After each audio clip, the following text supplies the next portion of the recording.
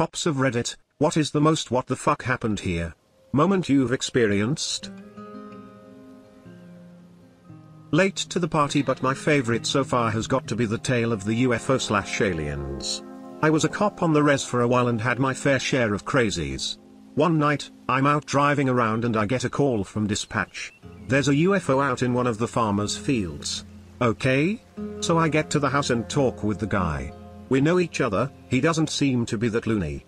I turn my spotlight onto said field and sure as shit, there's something not quite right there. It's metal and shit. So I go bebopping through the furrows and hoping my scardiness isn't showing because this is freaky. It was an autumn night with the wind howling and clouds blowing overhead. I get closer. I have one hand on my holstered gun and the other shining my flashlight. I was rehearsing what I was going to say to our new overlords and then my brain finally clicks as to what the fuck it actually was. A wad of those stupid mylar balloons. All blown up and caught on some weeds. I'm talking like 20 of those fuckers, just chilling and scaring the shit out of me. I grabbed them and walked back out to the farmer. He started laughing and then I did too. I handed them over to him and got back in my squad, still shaking. The sad part was, he passes away a few years ago, and his family gave me those deflated balloons that he had kept. I have them in my basement now. I don't think that's sad, I think it's neat. He probably told that story 100 times, and it gave him a lot of laughs. You don't believe me? Here are the balloons right here. You were a part of that man's story, and now he's part of yours. That's cool. One time we got a call about a minor wreck in a highway corridor. We get there, I'm handling the accident. 100 yards down there is a car on flats. And another further down from that. Unrelated to the accident. One of the drivers walked back to us and told us a sketchy guy had been stopping at these cars to offer his help in fixing the flats.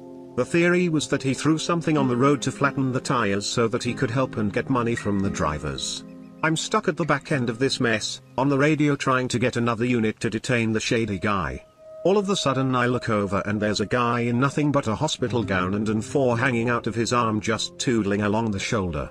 The nearest hospital was several miles away, so I have no idea how he covered that distance with nobody noticing.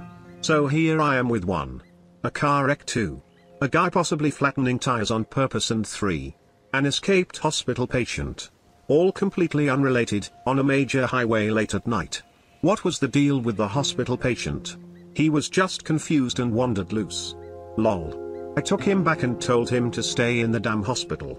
Lol, my uncle did that one time when he was super high on some of the drugs they give you. Apparently he tried to escape the hospital, where he had narrowly avoided death a few days prior. I used to be a cop. We got a call from a guy who claimed to be the victim of a robbery and was incapacitated in his home and had only just managed to reach his phone and call us. We arrived to a trailer home that was totally empty except for a man in hardcore fetish gear tied to some sort of sex swing. I mean, there was nothing else in this house except the gimp tied to the sex swing. Nothing, no furniture, not even curtains. Okay dude, what the fuck? Sex gimp? Well, you see, officer, I hired 2 Asian hookers to spank me while I was in the swing. Nothing illegal there, no sexual acts, just some spanking and they'd leave. Well, the girls arrived, tied me to the swing, then, 2 Asian guys showed up, beat the living shit out of me. Then pulled up our trailer and stole literally everything that I own before leaving me hanging here with my cell phone because they said they knew nobody would believe my story anyways. But the cops would probably chase them for a murder. I still don't know if I believe his story, but never found any evidence to suggest that he was lying either. I just didn't find anything at all. This is like a Quentin Tarantino film. Opening scene, cops show up and slowly, the story is pieced together through a series of seemingly unrelated events in no particular order. Nor, Butch.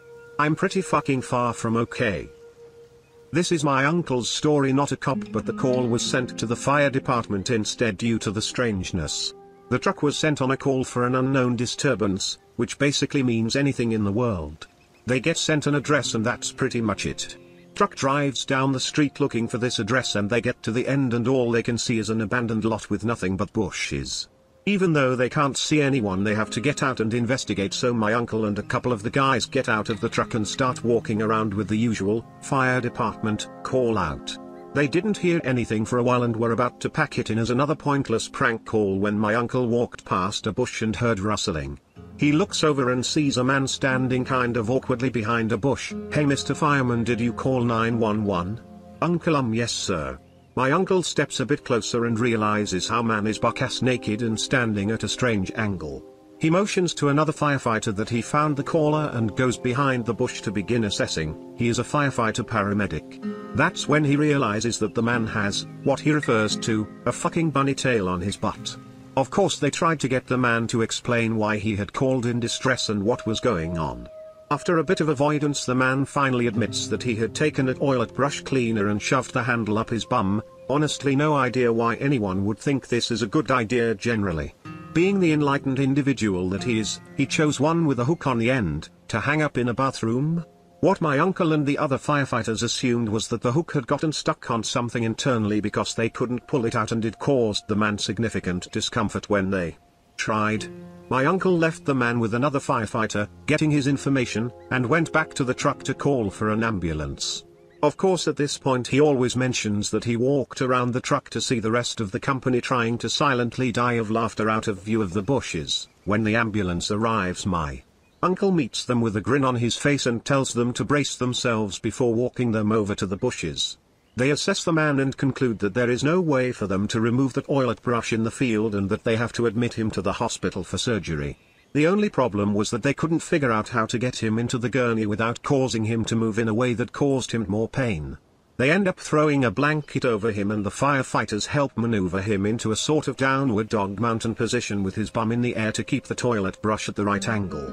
At that point my uncle decided that the fire department was done with the call and the paramedics could handle it from there, and loaded up the company onto the truck. As they began to drive away, he says they were loading this guy into the rig as we drove off, and the last I saw of him was that blanket falling off and that damn bunny tail of his sticking straight up in the air. My uncle did follow up on this call with a friend at the hospital. The brush was removed surgically due to the hook getting stuck on something internally and causing the man to have some serious health complications. He has way more stories due to being a working firefighter since he was 18 in Southern California, 62 today. I found 3 kids one day running next to a busy highway. The oldest was 5. We finally got them identified and figured out they lived about a mile away. We got there. They were in the care of their adult, 20-ish, sister while their parents were on vacation for 2 weeks. The sister decided she'd rather pop Xanax and smoke weed than deal with the kids, so she locked them in their bedroom for about 10 days, occasionally sliding food and water past the door. There were piss stains on the baseboards in the bedroom from where the kids had decided their bathroom should be. Finally the 5-year-old had enough and figured out how to unlock the bedroom window and make a break for it. That's nowhere near the darkest stuff I've seen. We don't like to talk about it. There are some seriously bad people around, but of course I don't need or have right to tell you that. I kinda feel bad for cops because all the things they have to see. If you don't mind me asking, how do you cope with it all? Or do you guys just have really thick skin? I'm sorry if I'm being insensitive. In my experience, being military and working in a hospital with nurses, people who have to deal with the worst of humanity just grow thicker skin and develop an extremely dark sense of humor. Have the guys in my army unit have extremely dark senses of humor. Show up to a trouble unknown call. Teenage-looking girl walks out the front door as I arrive, and sits on a chair in the front listening to an iPod. This was pretty disarming for me. She was clearly not distressed at all from whatever the trouble unknown was. I didn't even disturb her as I knocked on the front door. I can see an adult male through the side glass by the door. He has a look of absolute terror. As he reaches the door, a crazed-looking woman attacks him from behind, biting his shoulder like a zombie. I would later learn this is his wife. Holy shit. Dispatch, give me the channel and get me more officers here now. I open the door and the fight is on. Pull this woman off and wrestle her to the ground, face down. She's very small-framed, probably 5 and 100 pounds max. I'm a foot taller and 80 pounds heavier. She's screaming and flailing. I grab hold of her right arm, attempting to put it behind her back for handcuffing, but she is supernaturally strong for some reason. I've got both hands on her right wrist now trying to control her, and she's not giving at all. I try pain compliance, muscle gouges, anything to give me an advantage. No response, still fighting. It felt like this was going on for a long time, but in reality it was a few minutes. Finally backup arrives, and he immediately goes to grab her left arm, seeing what I'm trying to accomplish. I'm finally able to get a handcuff on her wrist and pin it to her back, and my partner cuffs the other wrist, but she slips out, small frame, small hands wrist. This happened a few times in a row, and finally out of frustration I yelled, just clamp the fucking cuff all the way down, we'll adjust it when she's under control. Finally get her cuffed, but she's still flailing and screaming. Other officers arrive at this point as well as paramedics. They're unable to assess her at all really. The husband tells us they bought some cheap weed from a sketchy dude in town, and after smoking it she flipped out. I assume it was laced with something. He said he smoked too but didn't have a reaction, so who knows. We had to drive this lady up to the hospital in a patrol car. She calmed down a little, but the entire ride she was rambling about nonsense. The hospital was prepared and had several large nurses waiting, and we got her strapped down to a bed. I told the staff about the weed and said good luck. When my adrenaline was gone, my forearms were so sore, they felt like rocks from fighting with this tiny woman. Moral of the story, don't smoke shit you bought from the town crackhead. A friend of mine is a cop in the UK, and his story is more WTF as he saw it unfold, but missed how it all started. It was his first week out on patrol and he was assigned to an experienced partner. They respond to a burglary in progress and are told that a nearby dog unit was on the scene already. When they arrive at the property they hear a commotion outside that's clearly between an officer and a suspect, and they open the garden gate to assist the dog unit. What they then witness is a suspect face down on the grass, an officer stamping on the suspect's back whilst holding his arm up near her hip and shouting "Stop resisting." And the police dog absolutely going to town on this guy's buttocks with his teeth. The suspect is, unsurprisingly, struggling and resisting and then ends up kicking the dog. The dog then latches onto the guy's leg, starts ferociously tugging, pulls it off and then runs towards the new cops on the scene with it. It turns out that was a false leg, which no one except the suspect knew at the time.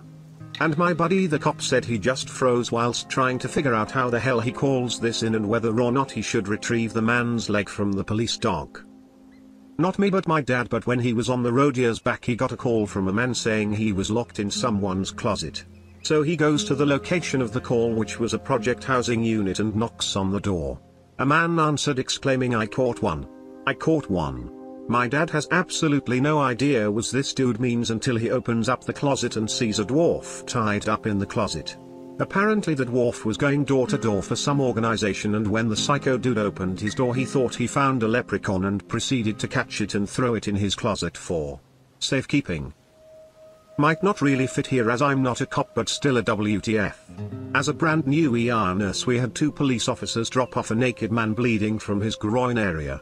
We were informed he was not in custody, but they would be in the waiting room to arrest him when he was discharged. The city would have had to pay for his care if he was under arrest. The man refused to say anything without his lawyer, so all I knew was the chief complaint: cut on scrotum.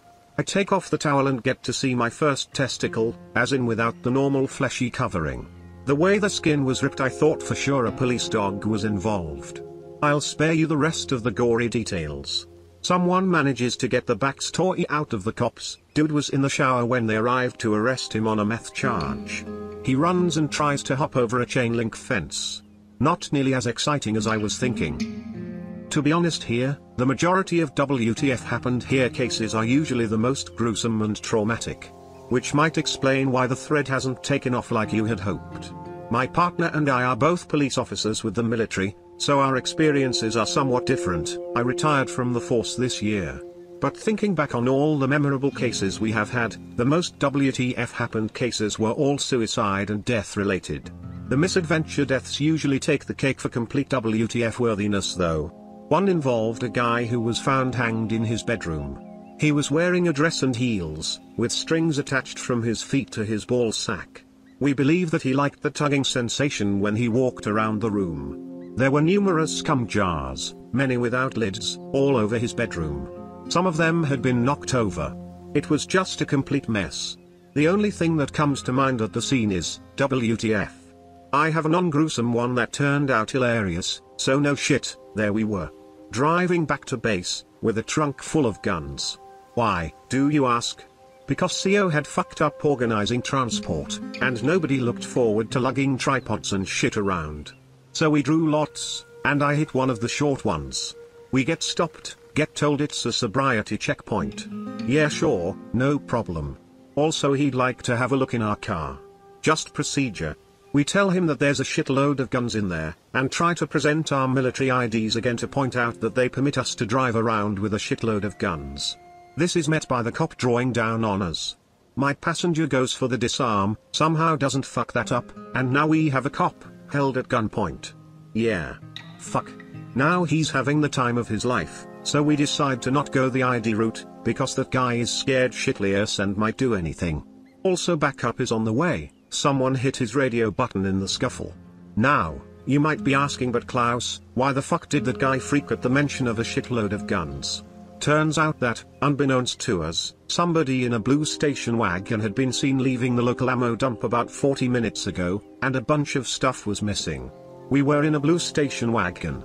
In the end we agreed that he could sit in the back of his squad car, doors closed, windows down, while we just sort of hung out. We kept his gun. MPs arrived about 10 minutes later and took over, with the original cop visibly relieved. His backup showed up another 3 or 4 minutes later. He got his gun back, and was invited to an evening best described as "we're gonna drink like a Russian the night before Prohibition." No legal repercussions, because A, both sides were acting in good faith and on best information, and B, the drinking was nice. I felt like shit for the next 2 days anyway. I'm not a cop, but a friend who has told me about a call from an apartment building where the tenants were complaining about a smell coming from one of the apartments. When they went in they found the bathtub full of fecal matter. Turns out the occupant had a scat fetish. His parents had money and had to hire a crime scene cleanup crew from 100 miles away to come clean it up. He had never before that day heard of a scat fetish. Come to think of it, I don't think I had either. Not a cop and I don't think it was a fetish. I'm maintenance for a rental agency. Went to prepare a house for re-rental after a deadbeat tenant had been evicted. Apparently their toilet had stopped working about 2 months earlier. Toilet was filled to the brim with dried feces, as was the tub. There were also a half dozen 5-gallon buckets in the same condition. It appears they didn't want to call to have the toilet fixed because they were behind in rent. I really wish they had called. And that's not the worst I've seen. Not a cop, but my parents were officers who would sometimes tell me things. One night in the jail an inmate was on the floor unresponsive.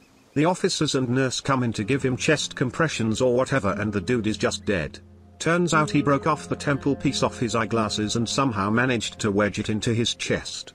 So while they were giving him chest compressions they were actually just shoving that piece of his eyeglasses more and more around in his chest. What a creative suicide. He was most likely already dead because the first thing you do with CPR is check for a pulse. If he had a pulse they never would have done compressions. Also compressions would definitely get a physical reaction out of a conscious person. Not true. There has been a huge push towards not checking pulse before CPR because most of the time you won't be able to feel a faint pulse or you mistake your own pulse as their pulse. You check breathing though. I'm taking a slightly different approach in answering this question. A couple of months ago, I got a QA, questionable activity call. It's a catch-all for anything suspicious.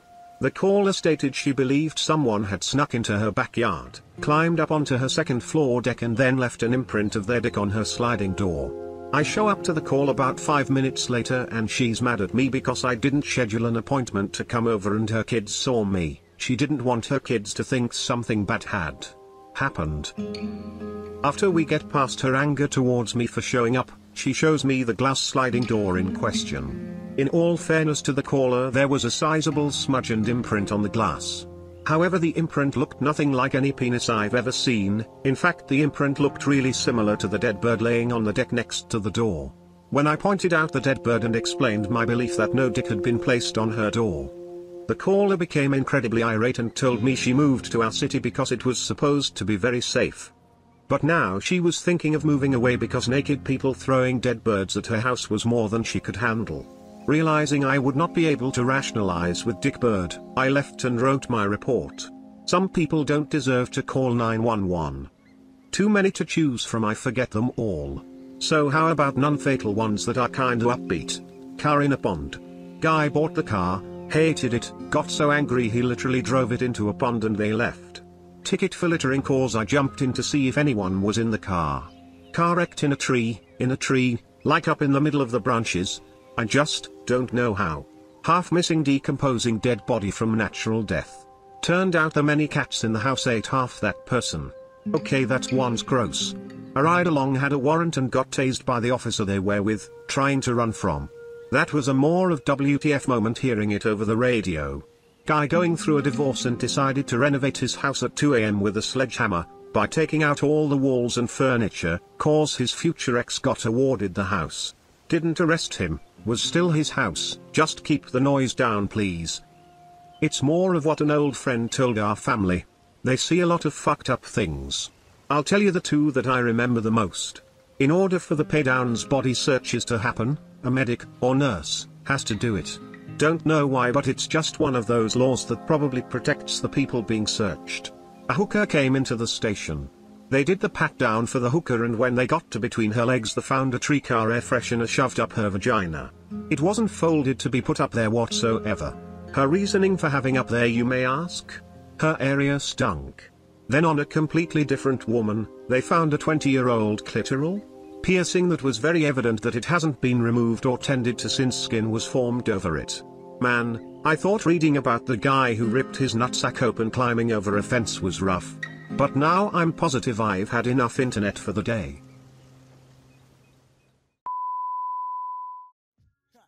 In this little shop of horrors, that's how we get down. Yeah, enter the projects on the prairie, scary. Greet you at the gate with Bloody Marys. Blood, a grail full of blood. Back to the cemetery, get more blood. Standing on the grave, drinking blood, smoking bones. We seen a crew of ghouls running by with stolen tombstones. With Hell's Angels on the chase, they lost the bust a black skull. Want your embrace, they tie you up in chains and they stomp on your face. They go to purgatory and they beat the fucking case. I look around, man.